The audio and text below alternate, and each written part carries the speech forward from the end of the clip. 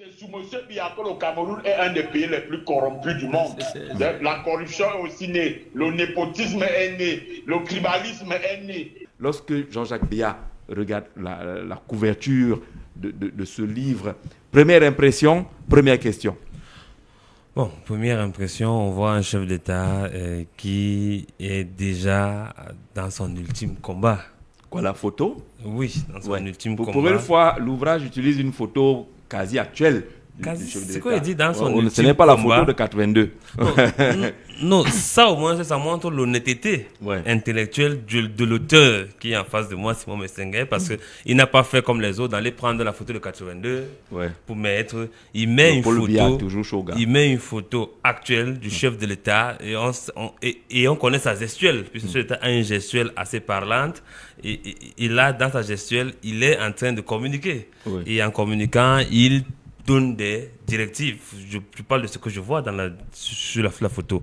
Et les ultimes combats, il y en a assez, parce que rappelons quand même qu'on ne va pas se mentir. Vous connaissez ces ultimes combats-là? Non, j'ai dit rappelons quand même qu'il y en a assez, puisque depuis 43 ans, il mène des combats. Ça veut dire qu'il a mené autant de combats. Et aujourd'hui, il a un combat, il a des combats à terminer. Parce que ça, quand même, il faut le dire, que le chef de l'État doit passer le relais. Ça, il faut se le dire. Nous sommes la jeune génération.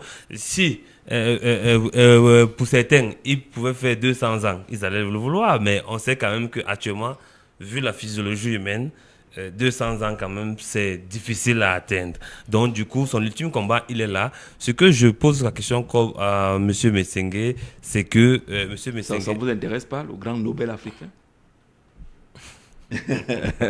Posez votre question. Posez votre question. Posez votre question. Bon, M. Simon Messengue, les ultimes combats du chef de l'État sont lesquels? Je commence par ces ultimes combats. C'est vrai que si je réponds de fond en comble, vous ne lirez plus le livre. Non, quelques... Mais il faut dire que l'homme du 6 novembre, quand il arrive au pouvoir, il avait une mission. Il s'est fixé une mission. Faire du Cameroun un pays maître de son destin et émergent. Et donc, ces combats ont été structurés en 3 phases. La souveraineté politique, la souveraineté militaire et la souveraineté socio-économique. Voilà. Donc, et de ces combats-là, il en reste un grand qui doit être achevé. La souveraineté socio-économique, qui est déjà pratiquement amorcée à 50%. La souveraineté socio-économique est amorcée à 50%. Oui, parce que la souveraineté politique, nous l'avons déjà. La souveraineté militaire, nous l'avons déjà. C'est un pays qui ne sous-traite pas sa défense et qui, malgré l'auréole de feu, depuis pratiquement une vingtaine d'années, le Cameroun est stable et debout. Et les armées, notre sécurité nationale a la maîtrise, la parfaite maîtrise de 475 km, 475 442 km. Carré. Voilà. D'accord. Donc le chef de l'État actuellement est à la 3e phase. Il est à la 3e phase. De son projet. Et ce n'est pas encore achevé. Parce que lui-même a dit que c'est en 2035. L'émergence du Cameroun, c'est en 2035. L'aboutissement du 3e pilier, c'est en 2035. Et ce pilier a déjà été amorcé. Quand vous lirez le livre, vous comprendrez comment est-ce qu'il a bâti l'émergence socio-économique. Vous allez comprendre, aujourd'hui, il y a un certain nombre de choses qui ont été faites qui méritent d'être achevées.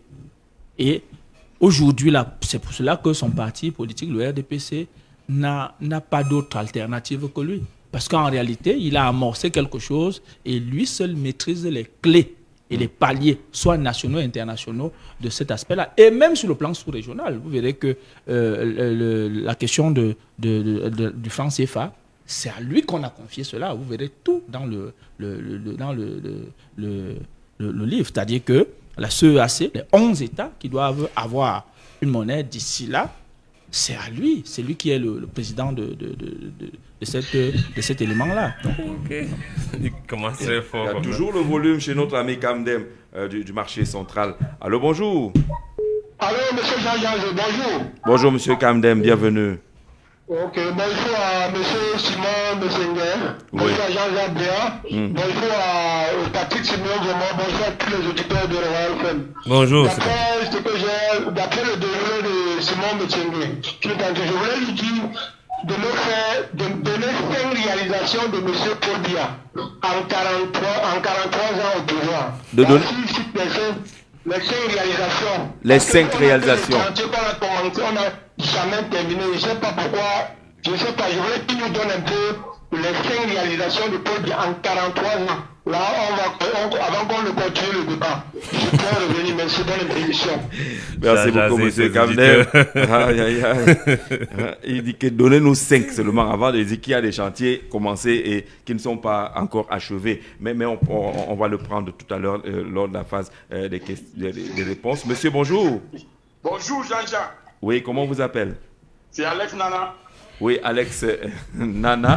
Bonjour et bienvenue. Merci. Je salue ton panel. D'accord. Et je voulais demander à M. Simon Messenger, est-ce qu'il peut me citer un leader politique à travers le monde qui a achevé son œuvre? Ou alors, pour Simon Messenger, le développement, c'est un parachèvement ou c'est un achèvement? Parce que c'est que moi, je sais, le développement, c'est quelque chose de continu, ça ne s'arrête pas. Parce que même aujourd'hui, les États-Unis se construisent toujours. La France se construit, l'Allemagne, tous les pays développés se construisent. Parce que là, il est en train de nous dire qu'il va achever quelque chose. Il y a un homme sur terre qui a achevé quelque chose, surtout en ce qui concerne le développement de son pays. Et je serais d'accord avec M. Kamden qui venait d'appeler avant moi, qui nous cite simplement 5 réalisations de M. Biya. Moi, je pourrais lui citer, s'il réussit à nous citer ces 5, moi, je reviendrai pour lui citer les banques d'instruction de M. Biya. Merci. Ouais. Oh là là, ça a des allures de challenge. Ça a des allures de challenge maintenant sur le plateau. Est-ce qu'il y a un seul être humain, leader, qui a achevé son œuvre? Est-ce qu'on peut citer 5 réalisations palpables du président Paul Biya en 43 ans, puisque c'est vous qui avez introduit l'affaire du chantier socio-économique? On peut en citer 1000. 1000. Bon, 5 là, c'est rien. On peut en citer 1000. Vous n'avez pas besoin de prendre 5 secondes pour citer 5. Oui, bien sûr. Bien sûr. Bien sûr.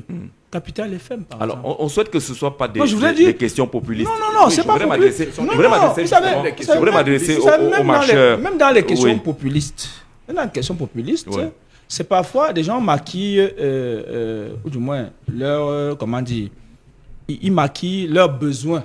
Peut-être dans le populisme, oui. Il faut savoir une chose. Quand le président de la République met en place le libéralisme communautaire en 1987, il était question de donner plus de force au privé, donc au peuple camerounais, de faire des richesses. Jean-Jacques, vous êtes un brillant journaliste. Vous êtes où à Capital FM? Capital FM, c'est l'entreprise d'un privé. Oui. Si on n'avait pas aménagé... C'est une réalisation. C'est une réalisation, oui. Et il y en a comme ça combien? Il y en a une centaine de radios comme ça. Vous avez cité vos confrères de Siantou et autres, ainsi de suite. Il y en a comme ça beaucoup. Il y a des chaînes de télévision, il y a des groupes de télévision au Cameroun qui émergent à travers le monde. Quand vous regardez par exemple notre système bancaire, il est dans le monde entier. Vous regardez le groupe sans publicité aucune, vous regardez le groupe Afriland First Bank, vous regardez plusieurs groupes, ils sont dans le monde entier. Vous regardez le groupe Focho, vous regardez le groupe Sowen et autres, c'est comme ça. On a eu le problème avec Faubert dernièrement, qui est au Gabon et autres. C'est des groupes comme ça, on n'a plus fini. Donc quand parce que lorsque les Camerounais posent ce genre de questions, c'est pour que vous citiez une route, que vous citiez une entreprise. Ils ont les clichés. Ils ont les clichés qui sont palpables. Je le dis, les hommes politiques peuvent tomber dans ce dénigrement systématique. Mais le Camerounais, le citoyen, doit faire très attention. Parce que le Camerounais doit connaître son pays. Il ne doit pas seulement être dans la logique de tomber dans le populisme que certains nous vantent. Je rappelle une chose aujourd'hui, c'est que le Cameroun a plus de routes que la Côte d'Ivoire. Le Cameroun a 12 000 km de routes bitumées. Ce n'est pas nous qui le disons, c'est la Banque mondiale qui le dit, qui finance les activités au Cameroun avec la Banque africaine de développement. Nous avons 121 000 km de routes linéaires. La Côte d'Ivoire n'en a que 6 000 km de routes bitumées et pratiquement 80 000 km de routes linéaires. Il y a beaucoup de choses que nous pouvons citer.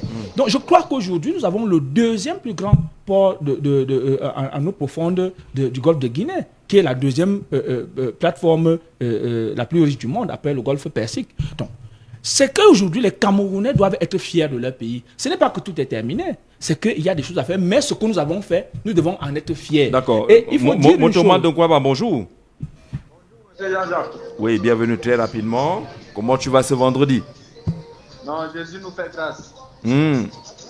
Oui, je dis bonjour à Jean-Jean Beya. Bonjour. Bonjour déjà aux militants permanents du RDPC, M. Siméon Beaumont. Pourquoi? Ah bon? Militant permanent du RDPC. Parfois, il veut nous jongler. Bonjour à l'invité qui est en studio. Oui. Puisque je n'ai pas encore lu son livre, j'aimerais seulement lui poser une seule question.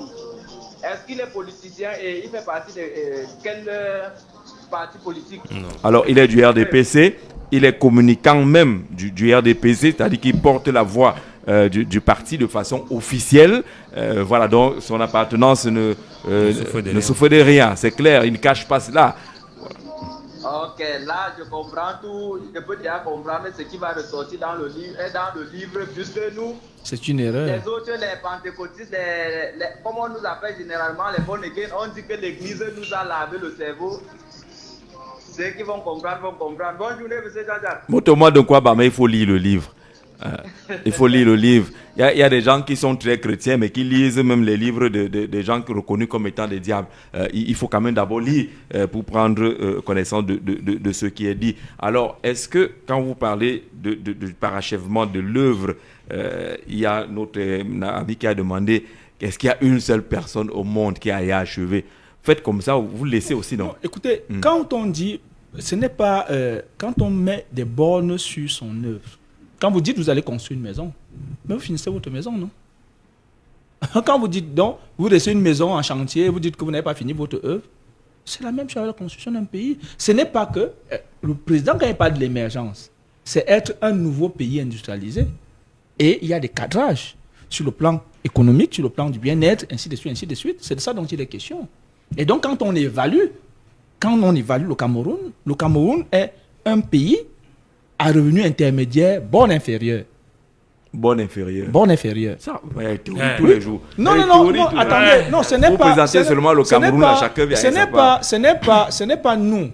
Oui. C'est les cadrages internationaux, non? Ah, le revenu intermédiaire avec 800 francs par jour. Non, c'est pas 800 francs. Le Cameroun a 10 millions de Camerounais vivent à 800 francs par jour. Je voulais dire c'est le Centre national de la statistique qui a écrit cela. Nous sommes à la radio. Oui. Et vous savez que tout ce qui sort de la radio doit être vrai. Sinon, on risque de perdre l'opinion. Le Cameroun, le produit intérieur brut par habitant est de 1743 $. Voilà. C'est de ça dont il est question. Une fois que vous mettez les dollars dedans, vous maintenant. Non, vous multipliez par 600. Maintenant. Pour les Camerounais, vous multipliez par 600, ça fait pratiquement. Vous multipliez par 600, ça fait pratiquement par an. Oui. Par an. Pratiquement 1 200 000 francs. Alors, on n'utilise pas le dollar. Dites-nous en oui, français. Ça veut dire que 1 200 000 francs CFA par an. Et si vous divisez 1 200 000 francs CFA par an, par 360, vous voyez que le Camerounais moyen vit avec pratiquement 2700 francs par jour. Le Camerounais moyen. Il y a le Camerounais moyen du livre et le Camerounais moyen de la réalité. Non. Pourquoi vous pensez que c'est la réalité? Non. Je voudrais dire une chose. Disons une chose. Il y a des pauvres partout. Oui. Il y a des pauvres partout. Ça, c'est trop facile. Non, ce n'est pas. C'est la réalité. Nous sommes à la radio. Oui. Il y a des pauvres partout. C'est une vérité. Ce n'est pas facile. Il y a des pauvres partout. Il n'y a aucun pays, il n'y a pas de pauvres. Oui. Je vous rappelle que ce qui n'est pas encore arrivé au Cameroun, aux États-Unis, qui est le pays le plus riche, il y a des milliers, sinon des millions de personnes qui mangent à la soupe populaire. Ils font du rang, d'ailleurs on prépare des choses comme ça. Il y a ce qu'on appelle en France les restos du cœur et autres. Alors, je veux dire que c'est oui, pas très pour rapidement. dire que vous patientez au téléphone 30 secondes si on va chuter. Il y a des pauvres partout. Les gouvernements ont cette obligation de réduire le seuil de pauvreté. Pour le cas du Cameroun, 2 tiers des Camerounais sont au-delà du seuil de pauvreté. D'accord. Au-delà. Oui, au-delà. Il y a 2 tiers qui ne sont pas concernés par les moins de 800 par jour. c'est-à-dire 8 millions. Non, 10 millions. Non, 8 millions. Non, c'est l'INS. Mais vous discutez alors qu'on n'avait pas de chiffres. Je suis en train de dire que... Alors, très rapidement, on prend 8 millions sont en deçà. D'accord. Donc, le renouveau se bat de réduire cela à 4 ou à 3 millions. D'accord. Et de passer les autres 6 millions dans l'au-delà de ce chiffre-là. Voilà. Allô, au téléphone. Oui, allô, monsieur Jean-Jean Zé. Oui. Je dis merci d'ailleurs à Jean-Jean Béat qui vient de lui dire, au lieu d'aller prendre les statistiques de la Banque mondiale, qui prennent les statistiques de l'INS. Oui, c'est les Les mêmes. statistiques de l'INS sont claires. C'est les mêmes. Ce qu'il est en train de raconter là, vraiment, c'est les choses qui se négocient aussi avec les États, avec les cabinets pour faire ce genre de statistiques. Moi, je voudrais lui demander. Les Camerounais négocient partout. Allez-y. Je voudrais lui demander, tout ce qu'il raconte là, quel est l'impact sur la vie du Camerounais lambda qui ne sait pas de nous porter les statistiques, qui disent aussi que